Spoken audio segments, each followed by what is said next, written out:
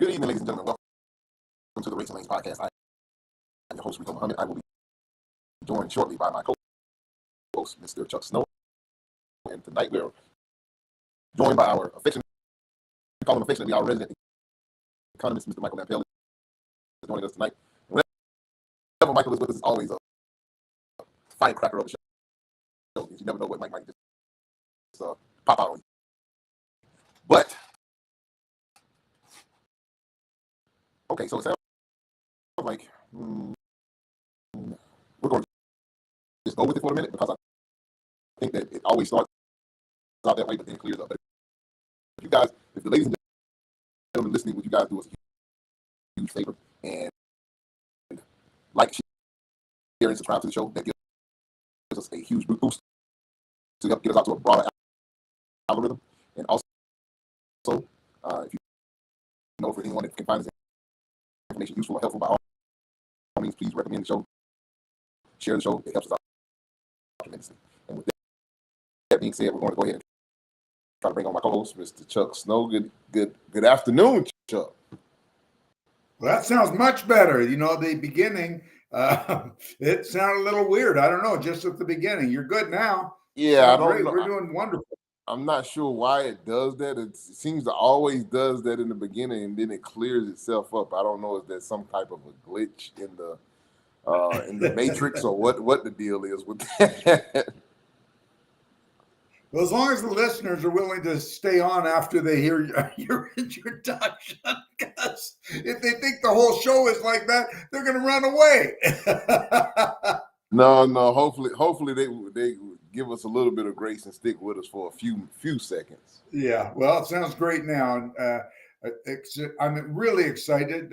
Yesterday we had Mr. Trump inaugurated, and with that, I really thought it would be a good idea to bring our friend Mike Lampel on, the economist, and see what this new administration is going to have in what ways it's going to affect the economy, both the general economy and certainly the economies of the trucking and logistics sectors. The brave new world all over again. Yeah, every 4 years, I guess. Michael Lampel, thank you so much for joining us today. Don't thank me yet.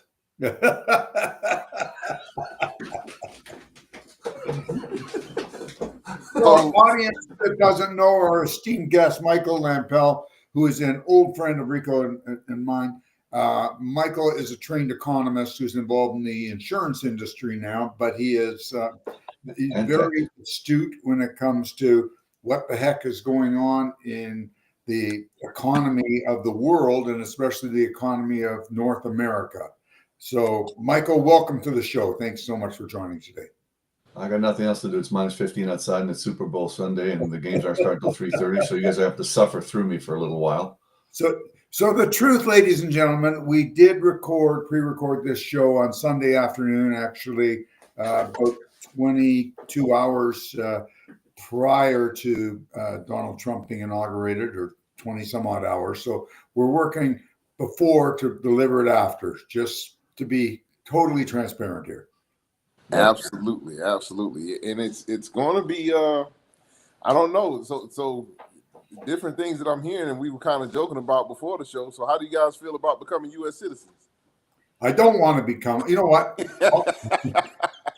This is craziness. And I don't want to spend too much time on it because I think way too many high-paid people have spent way too much time on this silliness, and I don't think it's going to happen.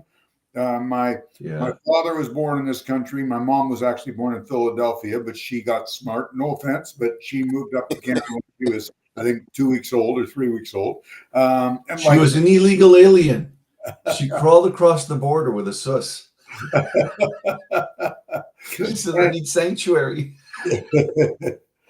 You know, I'm glad she did, because had I been born in the States, my ass would have ended up in Vietnam for sure. And I think that my success in business, although I totally believe in the American dream, I think a lot of my early success in business had to do with where I was located. But I don't want to waste a lot of time on becoming the 51st state. I'm really concerned about the economic impact. We've got a president, incoming president, who has, at first he said if Canada gets their act together, Mexico gets their act together as far as protecting the borders, he's going to let us live and not put 25% tariffs on everything. And now it sounds like he's going to do it anyways. So, and Canada has, we were lax, but we certainly pulled up our socks, I think. And he's still talking about it. Michael, what's your take on this? You're an economist. I'm not. Well, he's not. You know, at the end of the day, he's not entirely wrong about what he's doing. Right? He's letting both countries know I got beefs with each of you, different beefs completely. Each one I got a different beef with. So I'm putting you on notice now that things have got to change. As to what those changes are, he hasn't yet enunciated that. So we don't really know what he's talking about, right? And also, you know, the placing of the tariffs is not it's a congressional thing. It's not something the president could do by an executive order. He can't just simply sign an executive order putting tariffs on it. You know what? My understanding is they can for security reasons, and that's right. There's a loophole that's there. Right. Do you want to explain that a bit? Maybe I'm not getting it. Well, if it's national security issues, that's a different story, right? As we're looking right now at the TikTok ban, which went dark today, right? Right. But TikTok is a very unusual case, and I think the Americans have a very legitimate concern with TikTok, a really legitimate concern with TikTok. But I think when it comes to the other things, they have to prove national security. As an example, the president can sign a national security, and they've done that when it comes to NVIDIA. As an example, NVIDIA has very advanced chips, and they force NVIDIA to only sell what's called dumbed down chips to China, right? But that's done by executive order. And they can say, you know, under the Federal Trade Commission, a whole bunch of things, you can't sell these types of chips so under security reasons, they could do certain things. But when it comes to trade policy, that can't be done by willy-nilly by just an executive order. But it does mean he's saying to them, it doesn't really matter. What he's saying really is, I could talk about an executive order, I could talk about tariffs, but I have control of the Congress, I've got control of the Senate, I got control of the Supreme Court, I got control of the executive branch, which means I can do whatever the hell I want to do.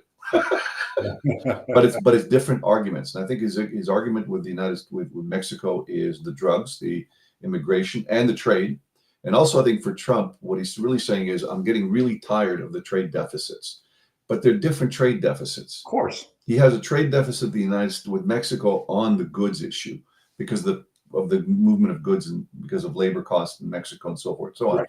In Canada, his issue is the immigration and other things. But Canada doesn't have an industrial base. So his trade deficit with Canada is based on raw materials. Yeah, we ship more raw materials than we buy raw materials. So on the balance sheet, it looks like, hey, he says, well, he doesn't like to lose, period, even though he doesn't really know what he's winning. So it's sort of like, okay, I don't really know what I'm winning, but I just want to fight. Okay. But it will cause, I think, a change of conversation. And I'm not opposed to it, because it means if our government in Canada is such a, left-wing loonies, that they Chuck and I are old enough to know we've seen every liberal government in our lives blow every opportunity possible to build an industrial base in Canada. And we still don't have an industrial base in Canada. We've lost it. You know what? And I just want our listeners to know this. A lot of people don't realize this. We had a pretty strong industrial base in Southern Ontario, which we have lost so much of because the cost of operating here it's too prohibitive. It's cheaper even though our dollar is close to 40% weaker than the American dollar, it's cheaper for manufacturers to go into the Rust Belt states, Ohio, Indiana, Michigan, and manufacture product there and pay the extra strong American dollar rather than try to do it here, because land is expensive, labor is very expensive. Hydroelectricity, because of a ridiculous political deal that was 2 years ago, is prohibitive. Americans who buy hydro from us get it cheaper than we do. Yeah. To give you an idea, the federal minimum wage in the United States is still $7.50. The minimum wage in Canada is $17. Yeah. Huge difference. So just the minimum wage.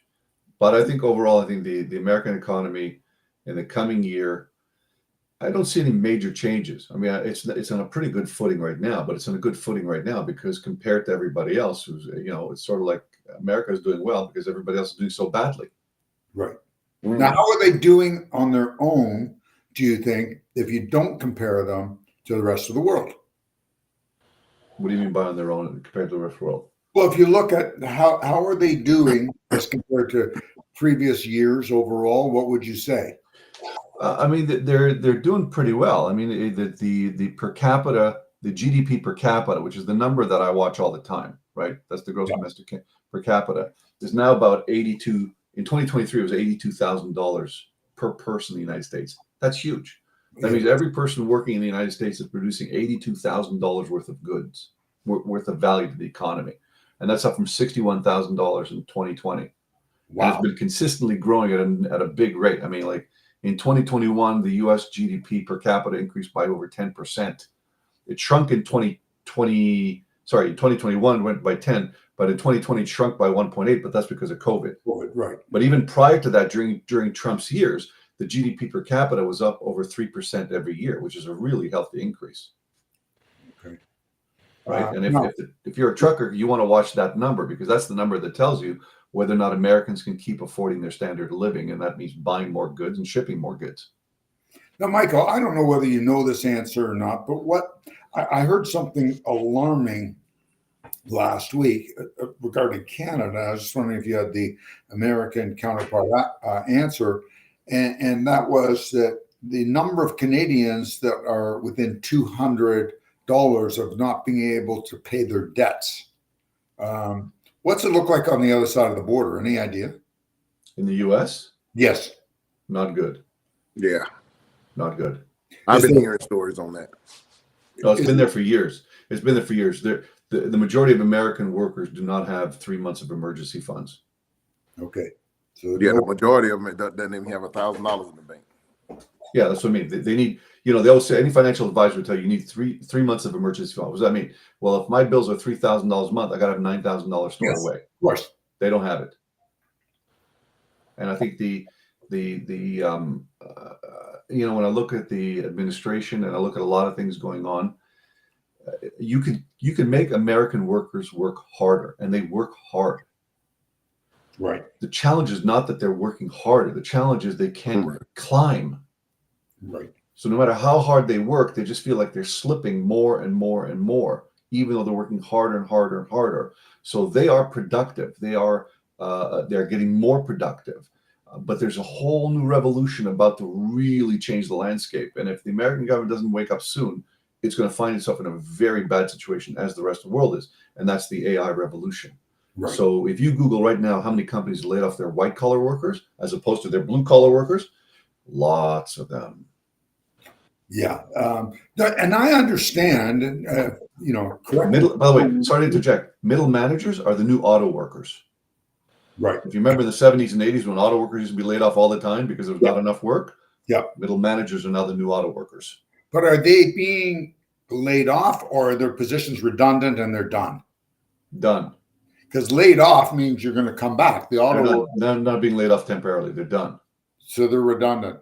And I understand that even those coveted jobs like programmers, computer programmers, which was always a really coveted job. Done. That's going away the dodo bird, I understand. Done.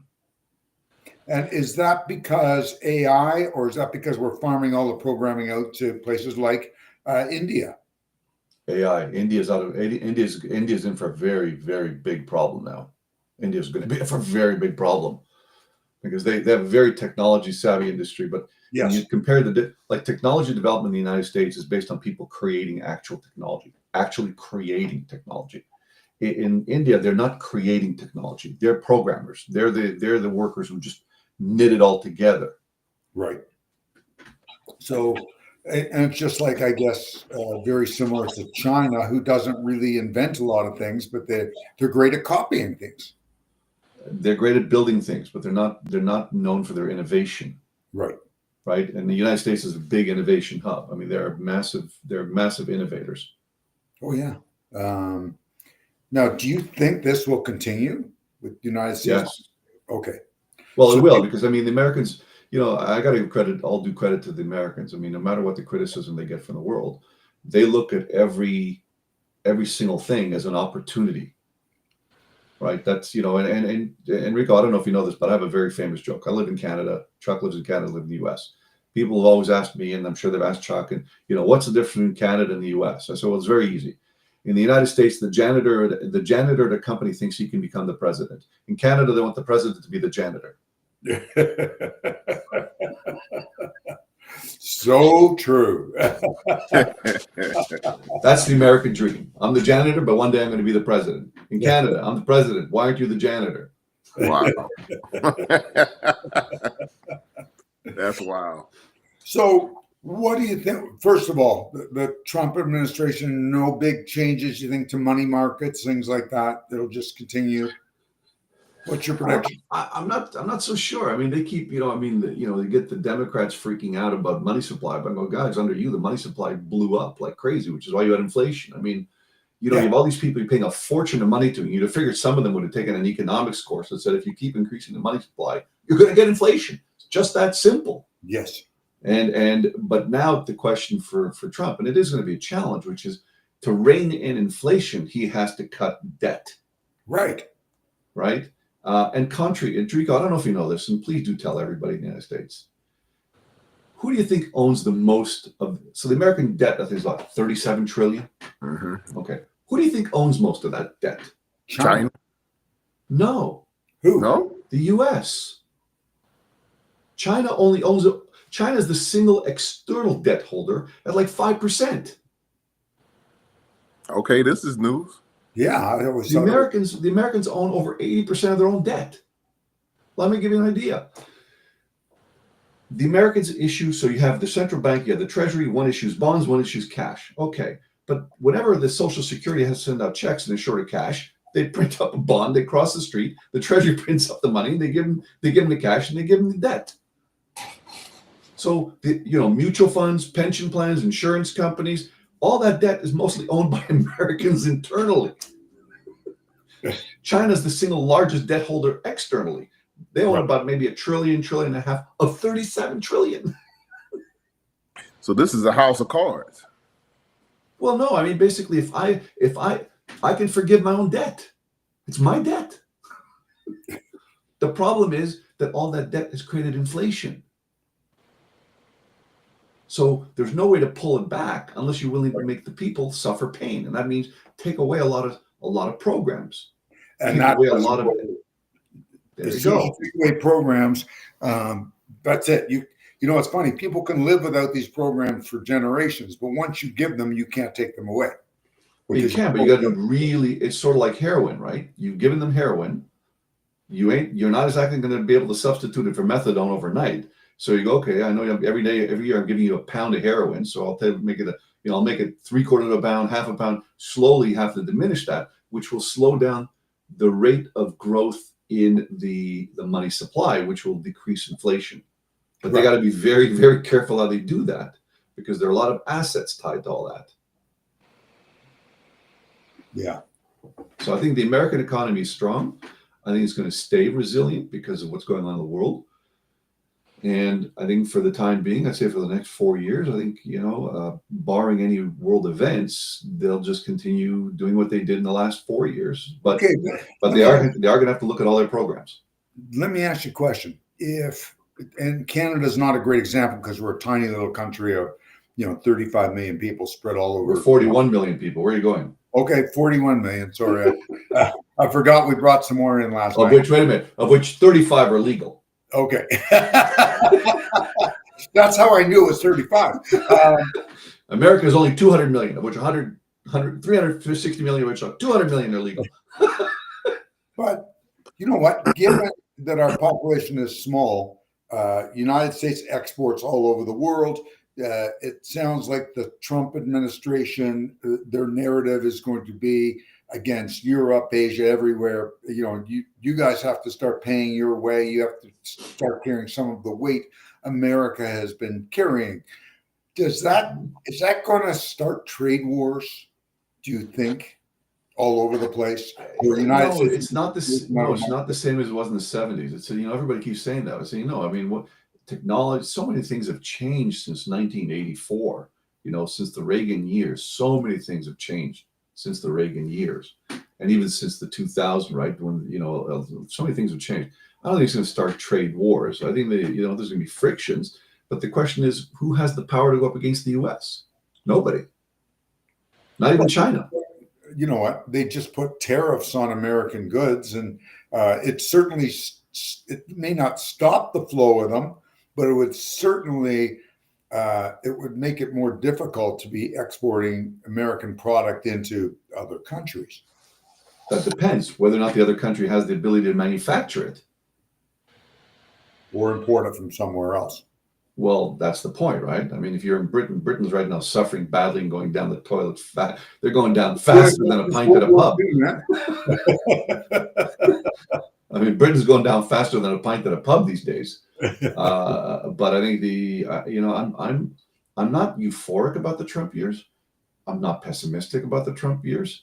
I think there's a lot of social issues that need to get addressed, and that's why he won.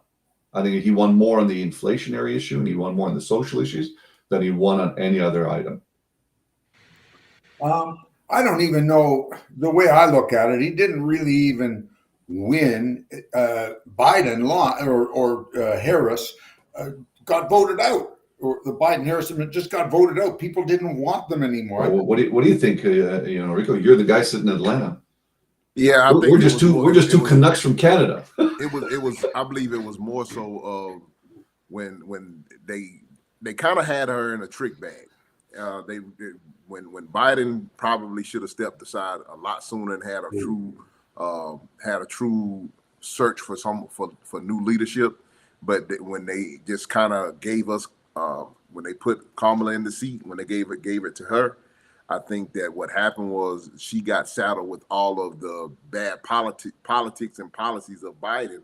And when they gave her an opportunity, because her loyalty was, she got the opportunity because she was connected to him. And when they asked her the question of what would she change, and she said not a thing, I think that might have been a nail in the coffin for her when it comes politically. She kind of threw herself under her own bus. If you look at it, trying to be a good soldier, I think she fell on the sword. And yeah, and you know what? I don't believe she related very well to a lot of the people. I believe that was some of it too. Yeah, I think as we're looking right now, and they're saying they're already getting ICE deportation. It's interesting. I do believe though. Look. I've studied Donald Trump for many years. I know a lot about his history. And regardless what people might think of him, the fact is he is a good negotiator. And one of the key points he says about negotiations is you do not telegraph in advance what you're going to do. You keep them off balance. What we have is a lot of people who made $1 bazillion under Democrat rules because they knew exactly how to play them like a fiddle. So we know how to play these guys. We know what music they want to listen to. We know what messaging they want to listen to. If they're going to pay me that much money, I'll just play the fiddle for them.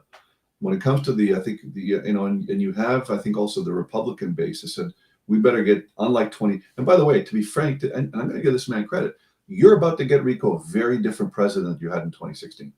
I believe that. Completely different man. Yeah. In 2016, he had no idea what the presidency was. He Right. had no idea what the power was, how the machine worked. He didn't know any of it. He knows it now very well. Probably better than anybody. He knows now he knows what his power is. He knows how to maneuver it. He's gotten some good people around him, unlike before. And Chuck and I talked about this and I said, well, look at the people he has. I said, the people he has are the right people because the last time he surrounded himself with professional people. Whether it be Barr or whoever, they're all professional people. And they were very quick to stick it in his back. Yeah. This time he says, I get the game. I got to bring people you guys don't like, which means they'll be loyal to what I want to do. It's not that they're loyal to Trump. They're loyal to what he wants to do. There's a difference. There's a difference. It's somewhere along you align based on the principles. You know, as they say, the old rule in politics: there's no such thing as permanent enemies. There's no such thing as permanent friends.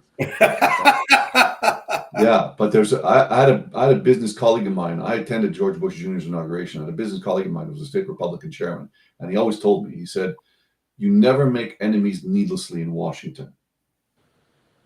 You know, and he in 2016 he made a lot of enemies needlessly. Yes. This time he's not so busy making enemies. He's now more interested. Like, he's 78 years old. He's very much saying, "This is my history," and and I think it's and he believes this time, unlike last time. I think this time he truly believes that he's got a calling to make change. Whether or not he can correct the trajectory, I'm not really sure. I don't know. Right. And interesting times indeed, my friend. You know, interesting times. But I think the American trucking industry is in for an interesting dilemma, because one of the things I looked up was what percentage of trucking companies in the United States, of the 100% of the trucking industry, what percentage do you think are less than 6 trucks? Oh, most of them. Oh, the majority. 91%. Yeah. Majority. Yeah. I think that, and we were talking with Hank our previous show. And I think that we are in a scenario now to where it's getting ready to be. I think that a lot of the major players, major corporations, big players in the trucking industry are going to really start applying a lot more pressure in order to try to get the small guys to either conform to either sign. They won't be able to. They won't be able to. No, they're done. I was telling Chuck that the other day. The new technologies, we should do a show on that. The new technologies now in every level, for any smart trucker out there, if he starts to listen to this new technology, it will be a godsend to them. They'll be able to make a very decent living. Well, let's unpack it then, Mike, because now you tweaked my interest. Let's unpack it, because the things that I'm seeing a little bit differently. But I'm always willing to listen and see where I could be wrong. And as you can see, I'm all ears. Let's, we talk about technology, but the reason why a lot of the major corporations in the past had you guys controlled was because the cost of technology was so high, you guys could never replicate the technology. Right. So whether it be ERP systems, accounting systems, internet, websites, program, you guys could never do it because the cost was so high. So they controlled the supply line of customers to you. You were hostage to them. Not anymore. Technology now is so cheap and so easy to implement because of the new AI structures. If I'm a trucking guy with 6 people, I can now build a really nice little business, and I can automate all of it for next to nothing, like maybe 1/100th of what it cost 20 years ago. The only thing that the big guys have is they have the size and they have the relationship with the big shippers, the General Mills, the General Motors of the world, who don't deal with a guy with 2 trucks. That won't matter anymore. Because what's going to happen now, and if you look forward the next 10 years, and it's already started to happen, that's what I said about programmers, is that there'll be complete transparency of costs from top to bottom, which means the guy at the top, who before never really gave a damn what the shipping costs were until the end of the year, is now going to be able to know day by day, client by client, SKU by SKU, skid by skid, mile by mile, what his costs are. And he'll be able to reach out to the market real fast. So let me ask you a question, because I'm not a computer guy, as you and I know. Does this have anything to do with that thing with blockchain? Is this along the same lines? Blockchain was designed. This is interesting. So blockchain was designed for the banking industry. Right. Originally, yeah, I understand that. Right. But now they have another problem, because now it looks like all the trillions of dollars could be for zero. Oh, because of a little chip. Don't want that. Well, because of a little chip called the Google Willow. Right. Are you familiar with that, Rico? No. So Google about a month ago released a new chip that they designed called the Willow. And this is going to, as if we weren't scared enough already by NVIDIA, this is really scaring up the market. And I don't know yet how real it is, but they announced that so Google created this microchip that does the processing power. They gave it a mathematical instruction to calculate that would take the current computers up to 10 septillion years to figure out. It did it in 5 minutes. So what that meant was the very first thing people said, like, oh, Bitcoin? Yeah, Bitcoin's dead. Because Bitcoin, see, the whole idea was the blockchain, which Bitcoin sits on top of, right? This is all the blockchain, right? The Bitcoin, if you have a Bitcoin, I still don't even know how to get it, so I'm not an expert whatsoever. I'm sure somebody out there is going, this guy's full of crap. Is locked up in a digital wallet that has a key that's this long, which would take forever. Well, if this thing can crack it in minutes, we're back to cash in a mattress. Because it means now the blockchain that it sits on top. No, what I'm talking about when it comes to transparency is the ability now for companies' systems to talk to each other without 4,000 programmers. Okay. So that really, yeah. Right? If you remove the middle layer, which are the programmers, and you have the systems now can go back and forth, what it means is any trucking company, General Mills is a good example, they will have very fast transparency of their transportation costs. Well, yeah. And then, if you're smart like Rico is, you start to figure out, how do I plug into that network so they can find me? Well, that was going to be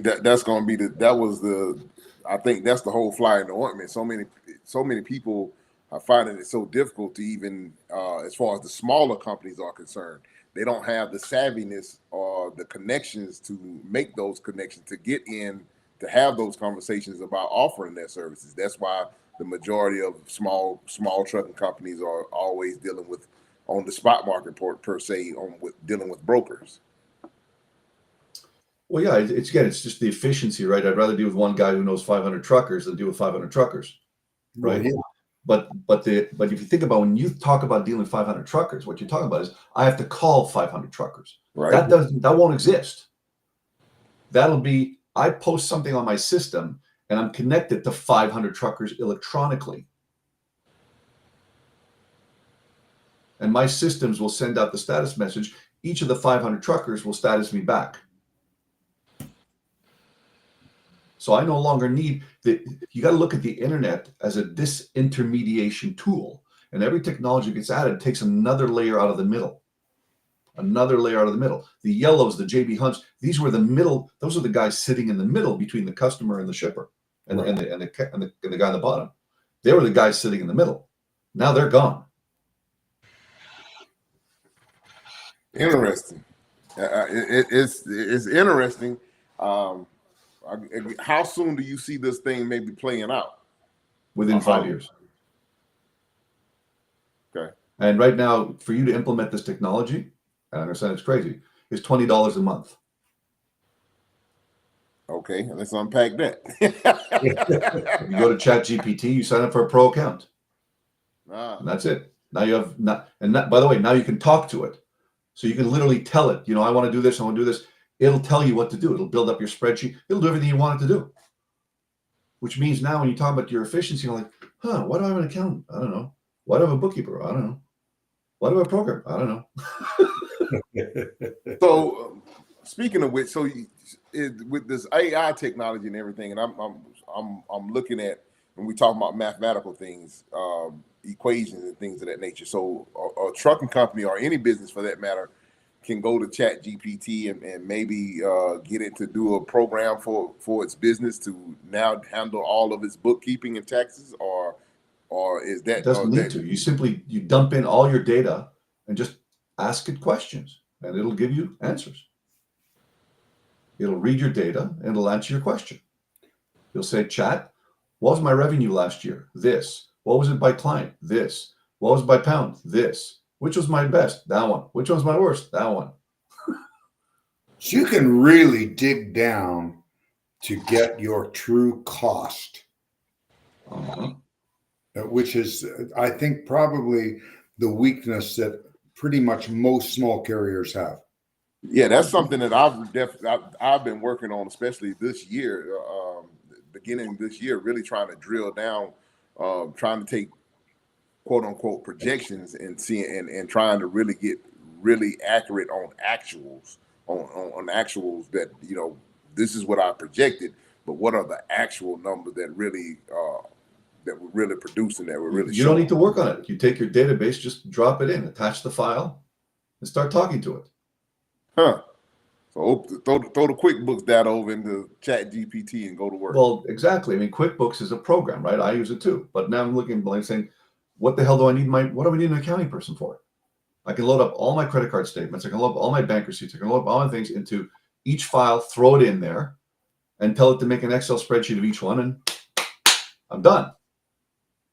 So now, here's the other thing. How safe is that by all your information? If you're putting all your information into a program such as that, how safe is that as far as when it comes to personal security? Personal security. People ask me that all the time. Isn't it funny that whenever you talk to your wife about buying a new car, you look at your phone, there's now car ads on your phone? Oh, absolutely. But Yeah. actually, so what security? What got security? You look at what security are you talking about? because there's a matter of fact. I think a couple of weeks back, Apple had to settle the lawsuit or whatever about Siri listening to your conversations. Your phone is listening to you now. Exactly. So it's like, I'm sorry, guys, it's done. Like, forget it. It's done. What security are we talking about? The only thing you want to be secure about is your password so that, somebody doesn't crack into it and start sending emails out. But other than that, no, I mean, this idea of personal security in the internet, yeah, throw it all out, move to a farm, live off the grid, and don't ever come back. You'll be fine. But that's the only way, basically. Well, the problem you now have is you still have to go to a bank to get cash. Oops, I'm sorry, you have a debit card. Yeah. And banks do get hacked. No, it's the banks give your information to the government. It's done, guys. It's done. I mean, the only thing is, though, Rico, and we're going to have a show about that, is I'm going to show you guys how to do this. This is like, I'm doing this for my business, and I'm using it like a lot, right? I'm like, wow. I mean, what would take me typically a week to do, I did in 2 hours. Wow. Okay. What So definitely. And I mean, definitely. By the way, it'll even create your contracts. It'll do everything you need. And I mean everything you need. It'll create your contracts. It'll create your way bills. It'll create all of it. It's just a matter of understanding and knowing what to prompt it to do in order to get right. them. And there are free courses I can send you to that you can do. There's one which is 16 hours, but you will learn everything, and they'll give you the first 16 hours for free. There are a lot of online courses to learn how to use either, because there's ChatGPT, there's Meta Gemini, and there's Perplexity. Chat is the most well-known, and it's already being integrated into all the search engines. So it's completely changed things as far as web marketing goes and all that. But as far as small businesses go, this device, if you learn to operate ChatGPT, will transform your business completely. And I'll even share with you guys the next time we meet how your guys can use it for marketing purposes. They won't have to hire a marketing company, and they'll be able to less than $500 do complete marketing programs. Wow. Okay. This is really going to change the world. I mean, it's a gift for what's about to happen. And it's too, I mean, well, we have to look at the dangers. What dangers? I'm sorry. Of course there's going to be dangers, but what do you want me to tell you? Look how people are freaking out at the TikTok ban. Right, because a lot of people had their. I mean, a lot of people. I'm really upset. I don't know where I'm going to get my dog videos anymore. Well, I know a lot of people have depended upon TikTok. That was their job, basically. Yeah, and somebody should then diversify, right? But Trump has just floated an idea of the U.S. owning 50%. Not going to happen, because TikTok is nothing. It doesn't really matter if you put TikTok or Frank's hot sauce in front of it. Who cares? It's the algorithm underneath it, and that's the problem. Right. It's the algorithm underneath it that's really the issue. And TikTok being owned by the Chinese Communist government is a threat. Well, they have their hooks into ByteDance, yes. Right. Right. And again, they didn't innovate TikTok, right? If TikTok if it looks like Instagram, it's because it looks a lot like Instagram. Right. So I think it's but I think the a lot of the policies, a lot of things, I'm hopeful that there will be a lot of chaos. Everybody should calm down, drink a lot, fall down a lot, drink again, fall down again. But We live in today's one of those strange days, as you can see what's going on in the Middle East. I'm optimistic. I'm cautiously optimistic. I'm cautiously optimistic he won't blow up the world. How's that? Well, you know what? That's a good thing. We'll take that to start. Yeah. And by the way, to show you how smart a person he is, the news came out before. He's already told his advisors his first trip is to China. Really? Okay. So It's ought to so be, he's that ought not to be playing interesting. because he's smart. He's saying, I'm not going to play this power politics game of I'm going to sit here, you got to come kiss my boot. No. I'll go to your turf. No problem. As he did with Kim Jong-un. Right. And he went I'll go to your turf. As he did with Putin. I'll go to your turf. No problem. And Saudi Arabia, I'll go to your turf. I'm not going to wait for you to come to mine. I'll go to you. You know, Michael, I'm wondering if that's just how this guy works, because there was always a perceived notion that if you come to me, I have the power. That's what they keep thinking. That's right. And he That's said, what no, always said that. I'll demonstrate my power by going. If I'm we going have to a meeting demonstrate in my my power. office, I own the meeting. I control it. I control the narrative. And Right. for some reason, I don't know enough about Trump. I never thought he was the genius a lot of other people did, but He's maybe not a genius. I didn't think so either, but some people do think he is. But maybe he's got it right, or his advisors have it right on this one. Well, there's two things that he accomplishes by going to them. The number one is he takes the power back from all the professional people within the government who try and control how this is going to be spun, when, He said, no. It'll be my rules. I'll go there, but it'll be on my rules. And he dominates them in their own house. So it's pretty hard to argue with that, right? Yeah, 100%. He did that with Kim Jong-un. Kim Jong-un like, holy cow, this guy's coming to me. Yeah, after he threatened to blow him up 16 times. Right. But I think, for the trucking industry right now, I would advise anybody listening, get a course in prompt engineering. It's called prompt engineering. There are free courses available. It will teach you everything you need to know how to work with this system. It will revolutionize your business. And you just got to keep in mind of the success of a trucking industry, like any industry, is connecting directly to your clients. Get as many people out of the middle as possible. Bookkeepers are in the middle, accountants are in the middle, lawyers are in the middle, shipping managers are in the middle. Get as many people, use the technology to get as many people out of the middle as you can, so that you're talking to customers directly. So I got a question, Michael.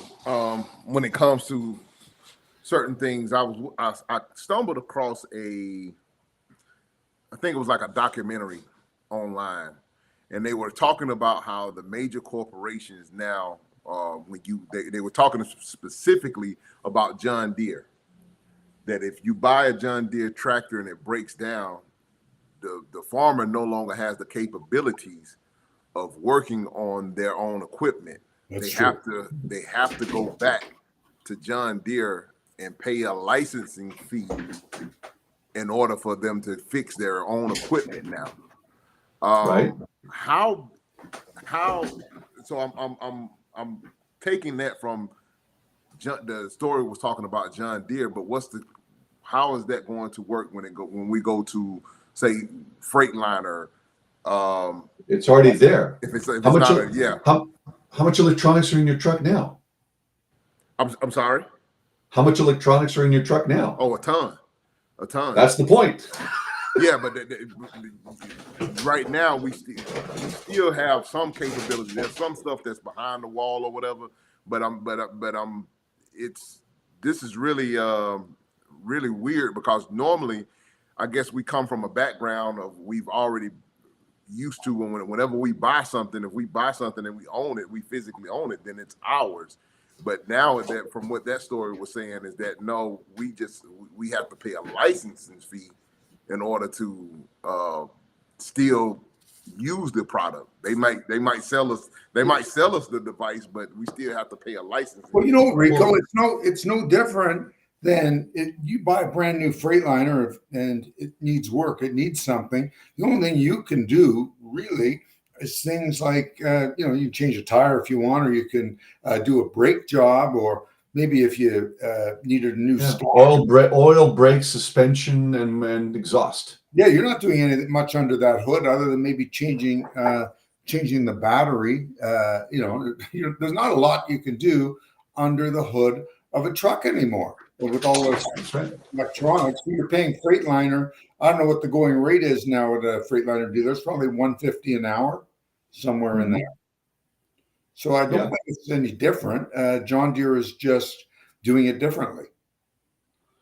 I think it's that, but also because it's going to be way more electronics. I mean, I was talking to somebody today who got a Toyota RAV4, a 4-cylinder engine. Wait a minute, plug-in hybrid Toyota RAV4, 305 horsepower for 4-cylinder, right? But plug-in hybrid, which means electronics, plug in. So yeah, I mean, you look at anything now in the future is going to be your dishwasher, your fridge, all of it's going to be interconnected. The issue, I think, Rico, as you're saying, is this: I understand the loss of independence. The issue you're saying, though, is will it add safety to the driver? Number one, will it add efficiency to the engine?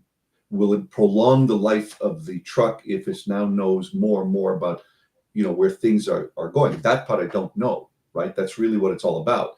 And the company's saying, yes, you're going to pay me a subscription fee, but I'm monitoring all that for you. If they were and the trucks weren't breaking down, then it's great. But if the trucks continue to be what we've seen now, allegedly, so I read and have heard, they're finally, after we were given these new engines starting in 2008, and I have to tell you, the first 7 or 8 years is totally miserable, with sensors going. And I still think I'd be surprised to hear they're not going.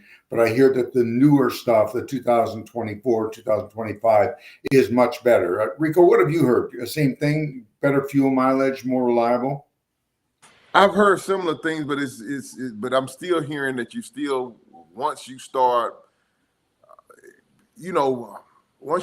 getting into on up in age and you start getting sensors starting to go out, it's pretty much getting ready to be it's getting ready to go downhill from there. You're going to always be sensor after sensor after sensor. Yeah. And you could be in the middle of nowhere, so to speak, especially with a truck. Well, and if you got a sensor that goes out, then you're on the hook for a potential tow bill, and then and potentially whatever they decide they want to charge you when they do get you in the shop. Yeah, that's why my question would be, who manufactured the sensor? Well, it doesn't matter because Freightliner. No, it does. No. Oh, yes, it does. Oh, yes, it does. The sensor. Well, the trucking company is an assembler of components, so they're buying their components from different places. Of course. All right. Well, if you're telling me the sensors are going all the time, I say, which sensors are these? Where did you buy them? What are they? What happens is you buy this truck, it's loaded with all sorts of different sensors, and they source these sensors from all over the world. Whoever has this sensor cheaper, they buy that one. And the other sensor, that's correct.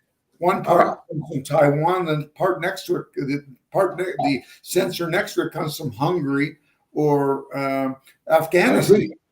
I'm not disagreeing with you, but I'm willing to bet that. And I think you guys are making a very valid point. And remember, what these sensors do is not just sensors.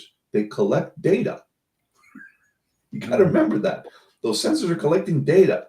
So you got to ask yourself, hold on a second. Tell me more about these sensors. I'd be interested in understanding the sensors. Who makes them? What data is being transmitted on my truck? I'd want to know that. Because, and I'm just going to wing it off my head, right? If I got various people plugged into that sensor, and it's short-circuiting the sensor because so many people are plugged into that sensor, right? The sensor's collecting information off the truck, it's assembling the data, and it's throwing it up into the engine, and it's throwing it up probably to the head office too. So I'd be interested, how many people are plugged into my truck? And that would be an interesting one, and you'd have a hard time. Nobody will admit that one. I guarantee it. If we had somebody on here, one of the OEMs, it doesn't matter which one of the engine manufacturers, they're never going to admit that. Yeah, they claim proprietary. They won't, but I'm going to say this to you guys again.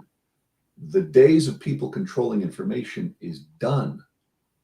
And that's because, and this is where the world's going, guys. A year ago, if you needed to look up something, where would you go, Rico? Google. Google. Okay. But Google would only give you information based on websites that were set up on Google, and Google managed these websites in a various way. Okay. Right.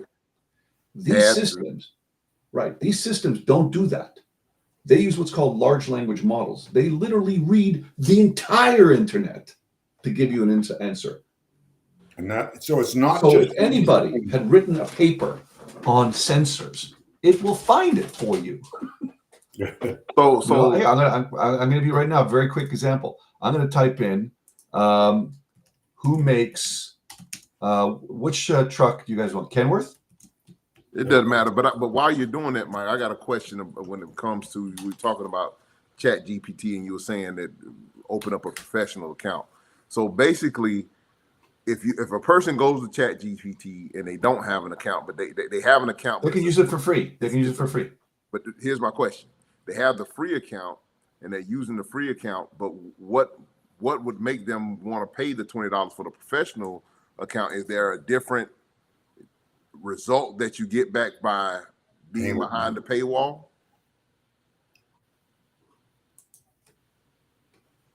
Lost you somewhere.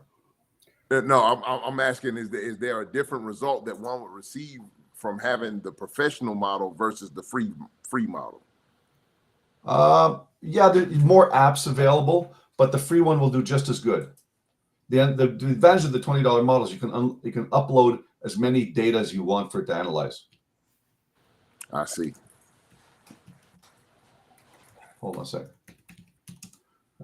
Kenworth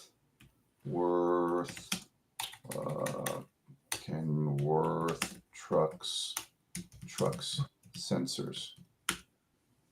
So it's going to look up who manufactures Kenworth truck sensors. The Fovo Automotive Sensor, Automan, Truck AC, Ruyan Changseng Electric Appliance. How's that for speed? Wow. Well, if you want to build a truck, you know where to get your sensors. but now you see there's four major, and this is Kenworth. I just said Kenworth. Right. And it gave me the names of four companies that manufacture their sensors. And one of them is Chinese. Well, one of them admits to being Chinese. That's a different story. That's a different story. But you see what I'm saying? Yes. Heavy-duty sensors, Automan, a premier global distributor manufacturer of afterwork truck and trailer parts. The Fovo Automotive Sensor, Ruyan Changseng Electric Appliance Company manufactures NOx sensors specifically designed for Kenworth trucks, ensuring compliance environment. There you go. Ruyan, I'll make you a bet, is the number one sensor in the truck.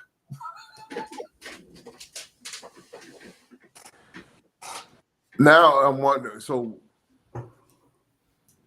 you could do Kenworth sensors, but then you probably have to go back and then find out who the manufacturer of the PACCAR engines. PACCAR or Cummins or yeah, who makes the problem you're having with the trucks is not the engine, it's the sensors. But the sensor, there's different sensor comes from the engine manufacturer. It's that's what I'm saying. That you can have a Kenworth, but the Kenworth may have either a PACCAR engine or a Cummins engine. So, that's all you can get now. Yeah, but that's what I'm saying to you guys. You got to look at it. It's not a one-directional relationship. It's a two-directional relationship. The sensor send data. The company sends stuff back to the engine. That's why when you're talking about a subscription fee, Rico, it means they're going to send information back to the truck. And how does that affect the truck? And by the way, this Ruyan thing, it collects the environmental data. Right. Okay. You see now what I'm trying to say to you? Yeah, we definitely. I guess maybe the next time that we get you on, Michael, we're definitely gonna have to try to maybe do a little bit of a deeper dive on this technology piece, because you definitely are opening my eyes to a lot of different things. Yeah, you guys are no longer guys in a truck. You guys are now driving your data centers, just driving, and the data is being collected and transmitted back.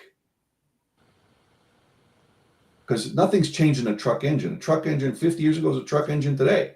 Still runs on oils. It's changed a little bit because you have a little bit. Well, it still runs on fuel. Yes. Still goes up and down. It still rotates. Yeah. Okay. So what'd you guys do to the engine since then? Well, And what we have you made added to the engine? you know what? We made them a little more. We have made them more efficient, and we've made them cleaner, much cleaner. There's no comparison. I think the trucking industry is on the precipice of a massive shift in the next 10 years. Huge. Couldn't argue with that. That I think The there's business model will change. Technology is going to change it. The drivers are going to change it. By the way, Rico, the new drivers you're going to hire are probably going to be very tech savvy guys. Yeah, I mean, it's already gotten to a point to where, as far as when it comes to drivers and things like that, the old school trucker is definitely going the way of the dodo bird, because no one's wanting to sign up to be out away from their families months on end at a time. No. And they're expecting the newer generation of truckers is not the whole thing of how companies have been able to get away with not paying for detention and things of that nature. People are wanting now are like, hey, if I'm here, I needed to be compensated for my time. And so I'm not sure that it's gotta try to find out where the freeze point is, because there's only going to be so much that you can do before it affects the bottom line, the consumer. But a lot of trucking definitely gets away. There's a lot of free labor involved in trucking. Yes, we were just talking Not about anymore. that. It won't be. And I think the old guys, we were willing to do it because we were so passionate about the work. The younger generation, they don't share that passion. It's been legislated out of them, and it's now become a job. It's truly transactional. Yeah, it's a job. Pay me. I'm at work. That's it. And Yeah. I don't want to sleep in a box. I've got a home. I make mortgage payments on it. I want to sit at my own table and have dinner, and I want to sleep in my own bed. I'll drive your truck, but you know what? I want to be home. And they're demanding it. And I think that I think it's good for everybody, because I think it's going to make the road safer, number one. Number two, I think trucking companies, or even I think especially trucking companies, are going to get better use out of their equipment, because now it'll actually be rolling 20 or 24 hours a day. We're going back, and I've said it all along, and now we're starting to see it happen bit by bit, that we're going to go back to the old days of kind of like a relay race. Yeah. I'm going to drive the truck. No, I think it's going to be even more different than that. In what way, Michael? You got to look at the self-technology things that are coming in. You got to look at so many things that are going to be changing things. And even companies, by the way, who are now going to have, almost real-time data of their logistics, they may reconfigure their entire supply chain around it. You're talking about the truck. You got to think of General Mills going to say, hold on a second, let's look at this data again. So what you're telling me is I should move that warehouse 500 miles north. Oh, yeah. That's going on. That's been going on for a while. But now they have data. Now they're Yes. going to have real data. I agree. I don't doubt that the technology is there to run trucks up and down a highway without drivers in them, but it'll never happen. But I did see something early this morning where there was a construction site, and there were excavators and bulldozers and dump trucks, one man running all of them autonomously, because it's in a construction site. You're not on an interstate with hundreds of cars driving all over. You're in a basically controlled access area. And it made so much sense. Got a geo fenced off and all that. Yeah. Yeah. Guys, listen, happy Trump Day tomorrow. Or yesterday, depends when you're listening to this show. Michael, may the Melania be with you.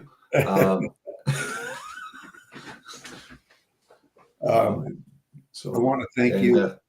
I think we'll have more conversations, and happy to help whichever way I can to the people listening. I think I'm very excited about this technology. At first I'm a technology kind of guy. I'm very adapt to these things very quickly, but I could see where they fit in. And if you understand the connectivity part, I think for guys like you, Rico, and I'm more than happy to help, believe me, it will really, and it will be like, I'm more developing platforms for customers now where I'm basically doing it from front to end, from website all the way to the databases, which can be automated to connect to the customers. And the cost that I'm charging them to do it is like, Jesus, like 5% what it cost me when I first got into the tech business 20 years ago. It's like 5% what it used to cost. And the deployment now is no longer 3 years. It's like 4 months. Wow. Wow. That's incredible. Michael, how do people get hold of you? Michael.lampel@gmail.com. If they have any questions of technology, the AI applications, or anything like that, happy to help them. And as I said, I help clients now build platforms, end-to-end integration. I was in the insurance business. Now I have a digital marketing company. I'm in the tech business, and I help companies develop platforms who are looking both for the front, middle, and back end and automate the entire process. So I'm working now with clients doing that, where they're saying, I don't really know how to do this, but I need a front end, which is the website. But then I want to connect all my clients through the website. And I want to be able to connect it to a database that I can automate all the communications with my customers and automate the marketing and automate all of it. No problem. That's exactly what we do. We automate the whole thing. Perfect. And it's no longer like a $400,000 project. We're looking at, like, I work with clients that will cost like $30,000 to implement the entire platform. Wow. That's wow. And then they come to me and they say, can you handle the marketing? Sure. No problem. Can you do the marketing automation? Yes. Good deal. Good deal. Well, Michael, we want to thank you again. We're going to definitely follow back up and pick your brain some more on this. This is great. This AI implementation. So you've already told us where we can find you. So thanks again for joining us. Thanks for taking the time out on a Sunday afternoon. Always a pleasure to sit here and chat with us. Chuck Snow. Yes, if I can help any of our listeners, please reach out to me, put your phone number on the email, and send me an email to chucksnow280@outlook.com. And I'd be more than happy to help any of our listeners. And with that, Rico, I'll let you back her in a hole for another week. Yeah. All right. By the way, my prediction: if the Bills get past the Ravens today, it's going to be Bills and Chiefs for sure. But I think it's going to be a tighter game than you think it's going to be before, because the Chiefs are looking good, but they ain't looking as good as they used to, and the Bills are looking better than they used to. I'm thinking it's the Ravens this year. I think the Ravens are going to. Well, that's what I said. I qualified if they get past the Ravens tonight, right? Yeah, I guess I'm gonna be a Ravens fan since my Panthers suck terribly. Yeah, because I don't think the Eagles. I think the Eagles are going to get past the Rams. That's my prediction. But then I know much about football as much as I know about croquet, whatever. Well, ladies and gentlemen, we want to thank you guys for taking the time out to sit here and spend a little time with us. You could have been anywhere else in the world, but you took some time to hang out with us. We are always eternally grateful. And one last thing, ladies and gentlemen, please remember we are affiliate members of Dewey, Cheatham, and Howe. So with that being said, ladies and gentlemen, stay safe out there, stay healthy. Keep it in between the mustard and the mayonnaise, and God willing, we'll talk at you same time, same place next week. God bless you and good night. Catch on the flip-flop. God bless. Bye-bye. Thanks again, Mike.